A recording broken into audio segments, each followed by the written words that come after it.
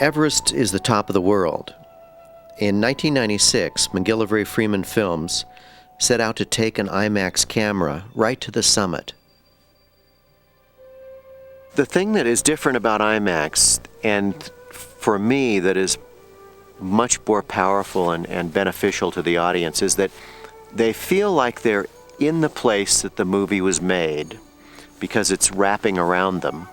And so I like to give people films that they wouldn't be able to participate in on their own.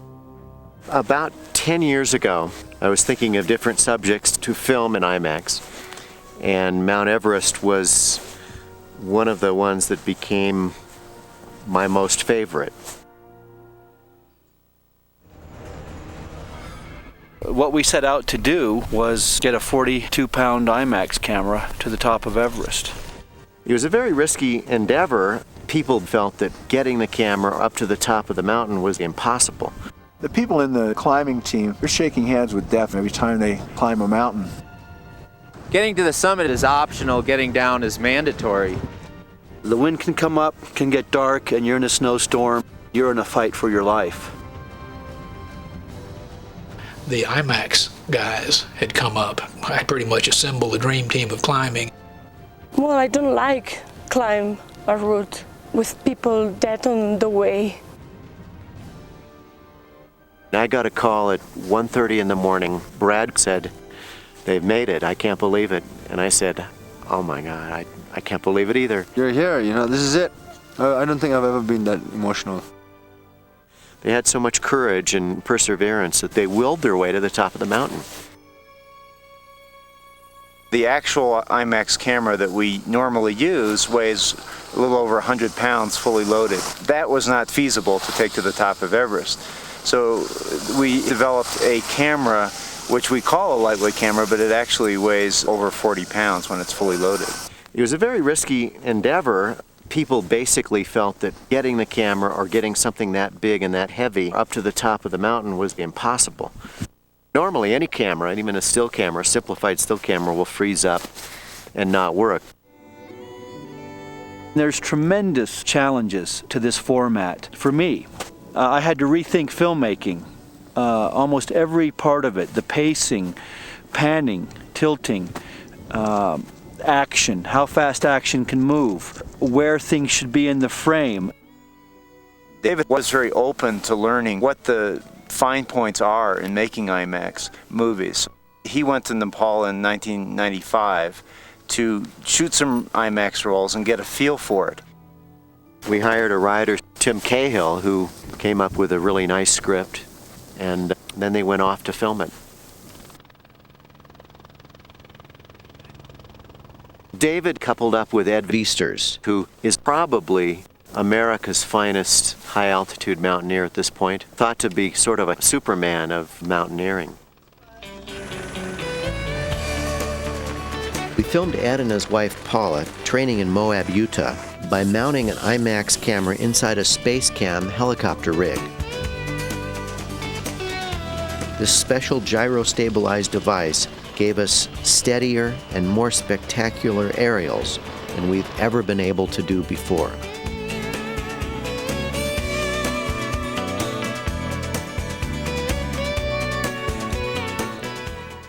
In 1953, Tenzing Norgay and Edmund Hillary were the first people to reach the summit. Tenzing's son, Jomling, was the next person to join our team. It's been in my dreams, ever since I was a kid to climb. And more so, I think it's because it's been in my genes. Since my father climbed, I feel the need and urge to climb too. I knew what I was getting with Jomling. You only need to look at his father and look at Jomling and see the similarities. Araceli was an equally easy and obvious choice. There's a lot of people that have climbed these big peaks now, but she was in a different league.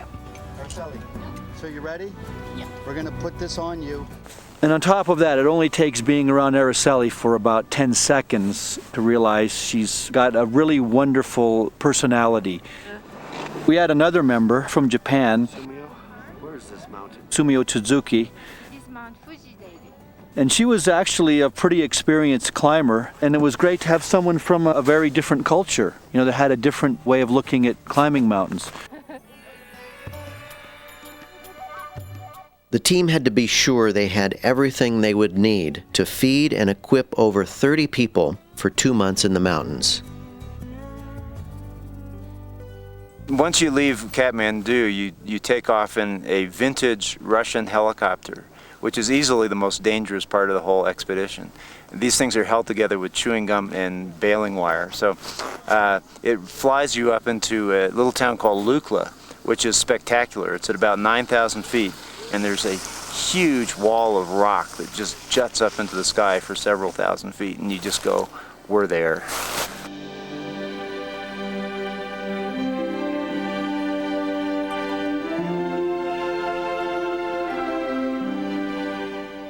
From Lukla, it's a 2-week trip on foot to base camp. Sherpas, who have traditionally helped the expeditions originating in Nepal, carry the tons of equipment and supplies. In IMAX, the film itself is very heavy. Each minute of film weighs a lot. It's hard to load it with gloves on, so what you have to do is just get everything set up, get the magazine put on, and then you take your gloves off and just thread it as fast as you can, and get your gloves back on. That's all you can do. This camera uses 6 feet of film a second. 500 feet of film loaded into a magazine weighs 10 pounds. For that 10 pounds, you get 90 seconds of film. It just never fails that right when something absolutely perfect is about to happen, we run out of film. I think there are gods up there that control that. Yeah, Brad, the problem is if it's a 100% better shot if they're side lit. So you really do a lot of thinking before a shot. They still have a rim light on them. Which is fine. I'm ready.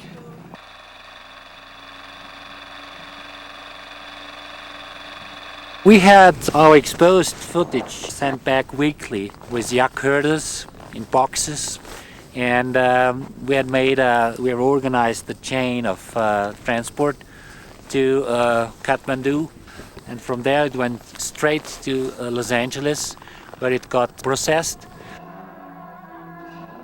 So we knew the camera was working, but you still didn't get what every cinematographer or director wants, which was to see the images yourself and decide, well, here's how I would reframe it.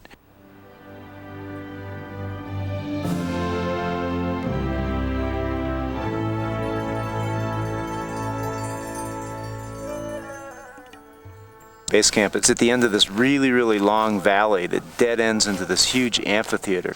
And coming down into it is this river of ice called the Khumbu Icefall, right down on top of base camp. You have the spectacular view of these Himalayan mountains, but you know, after a few hours, the view's the same all the time. It's hard to walk any place because there's rocks everywhere. You're cold when you go to bed, you're cold when you wake up, and you're cold all during the day. You know, the fact that, you know, we can just go, take a nice deep breath here. You don't ever get a deep breath at base camp or above. It just doesn't happen. Can you hand me like 2 of those peanut butter and some of that dried fruit? I want to send that up tomorrow. Yeah. Altogether, we had 11 people on the climbing team and 21 more helping out at base camp. The climbers had to have time to adjust to the high altitude so that their blood could carry more oxygen. There's 4 camps that we have to establish, and that's how you're acclimatizing. If you were to go there from Los Angeles and fly and land at the South Col immediately, I mean, you'd die. Just lifting the camera up and putting it on the tripod, 2 people doing it, you get it up there and you like that for, you know, 3 or 4 minutes, just getting one shot. Everybody then had to go take a nap for 2 hours. It was just so exhausting. People going to the South Col cut their toothbrushes in half to save weight. We were climbing, but they were climbing and working with the camera, and that's a double work. You don't conquer mountains and you don't assault them. It's impossible. I mean, my attitude is we quietly sneak up there and respectfully sneak down. We're at Camp 3, and tomorrow we go to Camp 4, and the next day, hopefully, the summit. Tomorrow we will be better day than today, and Today have been warm enough, but just the last moment has been windy and a little snowy. Everyone's praying, for good weather. We had a satellite phone, and I was able to talk directly to David when he was up at about the 25,000 foot level. In Laguna Beach, it was like a summer's day. It was May, it was warm, everyone was out on the beach surfing. And I was getting this call from near the summit of Mount Everest. David was saying that it was minus 20 degrees. The wind was blowing at 100 miles an hour, and he just didn't think that it could be done right then. David's caution was completely correct. Some of the other expeditions on the mountain pushed for the summit despite the threatening weather, and that was when tragedy struck. Leading the news tonight, tragedy on the roof of the world. Climbers lost in mountain storm. People were becoming cavalier about climbing Everest, and there was a lack of respect for the mountain and how powerful and dangerous a place it can be, just like that. We watched them through telescopes, and I could see these people backed up at the top and bottom of the Hillary Step way too late. And we were saying, my God, what are these people doing? And then word comes that there's 17 people that haven't arrived back in Camp 4 from their summit attempt. Well, that was like getting hit in the chest with a 50-pound sledgehammer. It was just the unthinkable that happened. We just knew people were missing, and we were running around from camp to camp trying to figure out, who was missing, making lists. And about 4:45 is when we got the call from Rob saying, is anyone coming to get me? Only take what you need, Rob. Only take what you need and start moving. Talking to Rob on the radio was very difficult, knowing that there wasn't anything I could do. He was at least 2 days away. We, at one point, thought he was moving. We thought he was trying to get himself up and as far as he could, but that wasn't the case, and we didn't find that out till about an hour and a half, 2 hours later that, he said, I haven't even left yet. We knew that was it for Rob, that he couldn't survive another night. And then they'd reached Scott, and we heard Scott was dead. And then Namba and Beck were dead. I became virtually certain that I was dead, almost like I was just floating along the surface of the ice, and then I drifted away. I could see my family before me, and I knew that if I did not get up, I was going to spend eternity there, and I had a lot to live for, and I might not make it, but I wasn't going to go down easy. Out of all this tragedy had come this little ray of hope, Someone had come back from the dead, and it was Beck. And at this point, the IMAX guys had come up, David Shears and Ed Viesters and Robert Schauer, and they were putting their film at risk and help. I pretty much assembled the dream team of climbing. I'll never forget it. I was in front of him placing his feet. His eyes were swollen shut from the frostbite. We were just talking the whole way down, and he was cracking jokes. Remember, at one point we got singing on that, and we started singing Chain of Fools. My wife was told that I was dead, and there was no doubt. And a few hours later, the word came down that no, I wasn't dead. I'd come into camp, but I was critically injured. And so that at this point, what was a wake became a group of power moms trying to figure out what they could do. If they'd been aware of what they were asking, they would have known it was futile. But they sought somebody who would be willing to try such a rescue. A woman who worked in the embassy said, I know a man, Colonel Madon KC, who has always believed that he has a brave heart, but has never been given the chance to find out for sure whether that's true. So I said, okay, I'll go. I'm not 100% because we have not been that valley before, and that is a very, very dangerous one because we always have the high wind up there. I said to the American embassy, we'll try, we'll try. I didn't believe it for a second. That'd never been done, and I frankly didn't think that there was any likelihood once somebody took a look at what it would take to put a helicopter down in there, that they would really follow through. He brought the helicopter in. He's alone. The margin of error is absolutely zero. Any mistake is fatal for him. And he places that thing down so softly, it's like a feather settling onto the snow. I said only one person at a time, they said two. They brought down another climber, Makalou Gao. It was clear that the helicopter's there to pick me up. I mean, you want to survive these things, but you've got to come through it with some sense that you've behaved well, that you've done the right thing. I gave up the position I had to him, and they took off. I was pretty sure they'd never come back. In about 5 minutes, we all stood there, and nobody really said anything.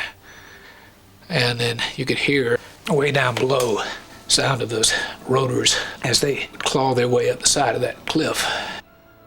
I jumped in the back of it, and he just leaned the helicopter forward, and we just roll off the edge of the icefall and dive.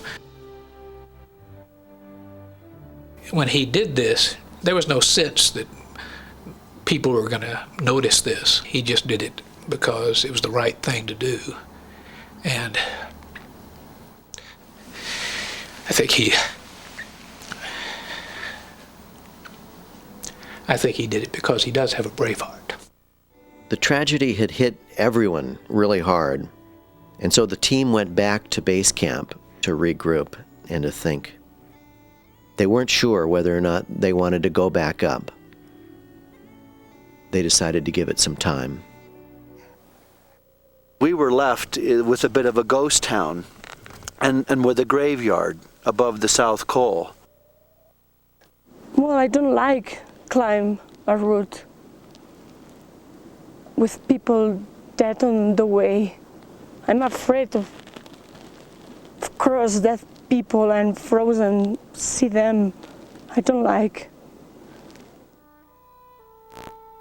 I could give them no other reason to go back up Everest except you're here, we're fit, we're strong, we won't make those mistakes, and let's go if we still want to climb Everest. Anyone climbing high on the slopes of Everest, 28,000 feet, is in a very hypoxic state. Your brain simply is not getting enough oxygen.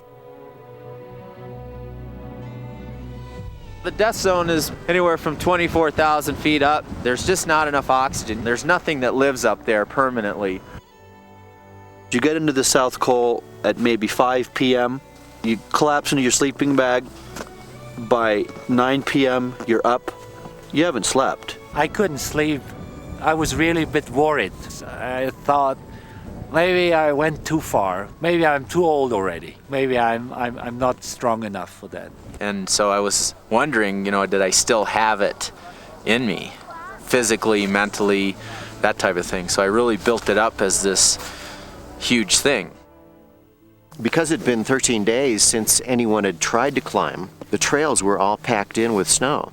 So he had to break through on his own, sometimes 3 or 4 feet of snow. But with Ed, he just has this ability to climb at high altitude that goes beyond other people's ability. Once I got climbing, I had a great day. I broke trail all day. It was the best, strongest day I've ever had in the mountains. Yeah, just getting up, going one ridge, and I'm like, okay, the summit must be there. So you go up another ridge, okay, no summit. You're tired at that point, and it's not easy to keep your spirit up. But you are almost there, and you want to try it. Just try it.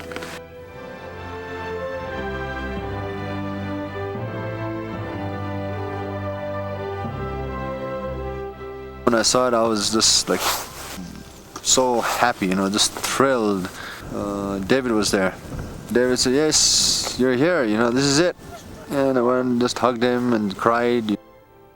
And in a very, very touching, really emotional moment for me, being on top with this man who, 43 years earlier, an image of his father on this mountain where we were standing at that moment had started me off dreaming about climbing. I don't think I've ever been that emotional, ever.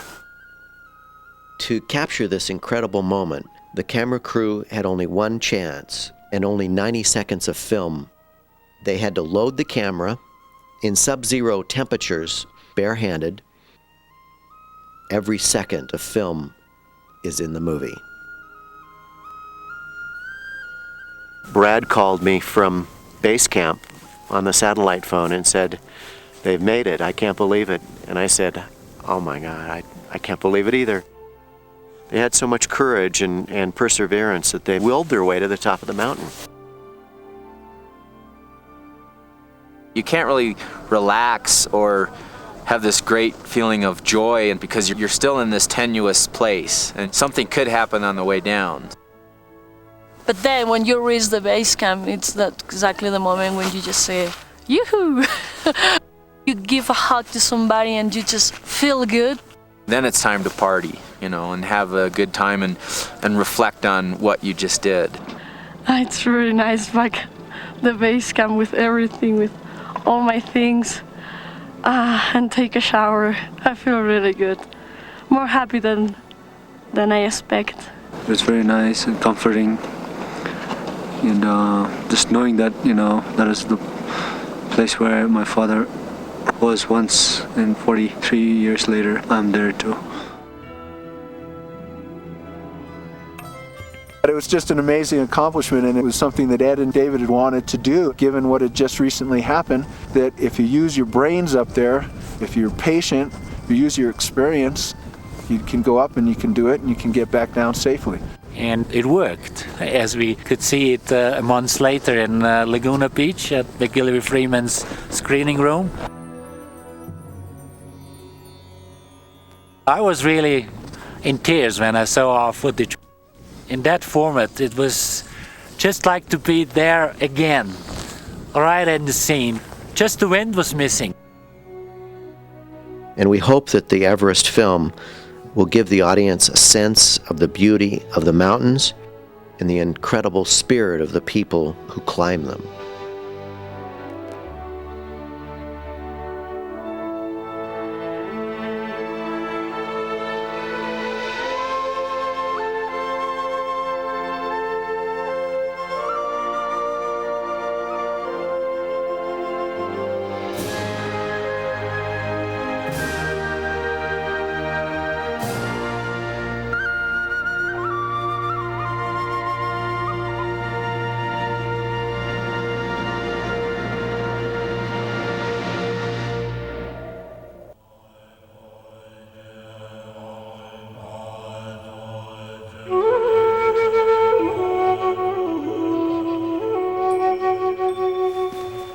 Em dic Araceli Segarra I m'encanta escalar muntanyes. Well, my name is Araceli Segarra, and I love to climb the highest mountains in the world. Rope, crampon, harness, ice axe. I have to believe in my equipment, because it's my equipment that let me go where I want to go. So, clothes. These are equipment for me. Clothes are part of my gear.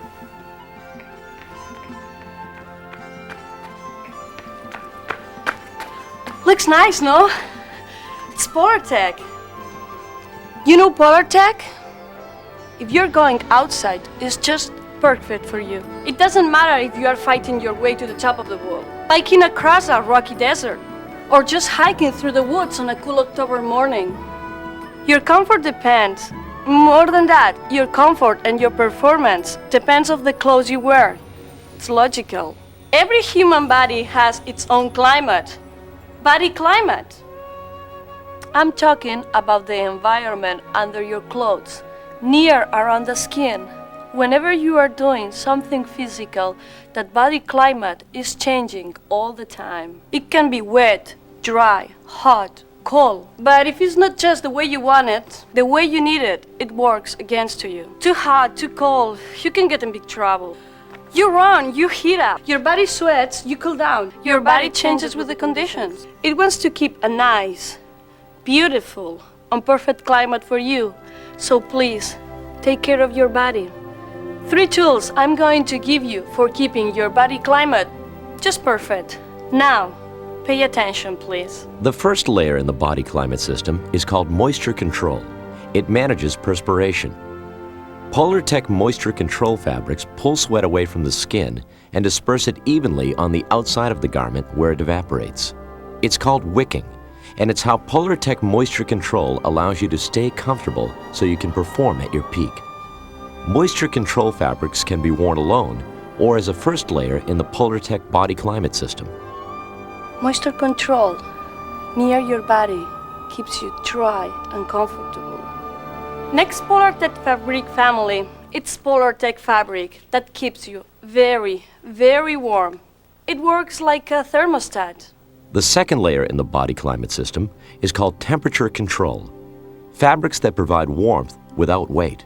Polartec temperature control fabrics keep you warm by trapping body heat while remaining breathable and allowing perspiration vapor to escape. Temperature control fabrics are designed to be the middle or outer layer in the body climate system. Temperature control. It's warm, it breathes, feels so good. So, now we have moisture control and temperature control. There's one more. I saved my favorite Polartec fabric for the end. It's the one to keep you very warm and protected from the wind, rain, and snow. This fabric absolutely hates the wind that's blowing on you. It just says, no wind. Finally, element control fabrics protect you from the weather and provides warmth without weight. A windproof barrier is engineered between two layers of Polartec fabrics. This breathable membrane keeps wind from stealing your warmth, yet allows moisture to escape. The outside layer repels rain and snow, eliminating the need for a shell. In all but extreme conditions, element control fabrics are all you need. Because now you have 3 tools to keep your body climate very nice, and you can use them alone or in layers. I want you to be very, very careful, because if you buy a copy, not a real Polartec, you're going to have a problem. Other fleece, after you wash and wear a little, they mat down and peel. They lose the power to insulate and forget about good wicking. Polartec fleece doesn't mat down. Always it's warm, dry, and always lightweight. When I went on Mount Everest, I brought clothing made of all kinds of Polartec fabrics. I think you deserve some new equipment. It's time. Believe in what you wear. Check the tag!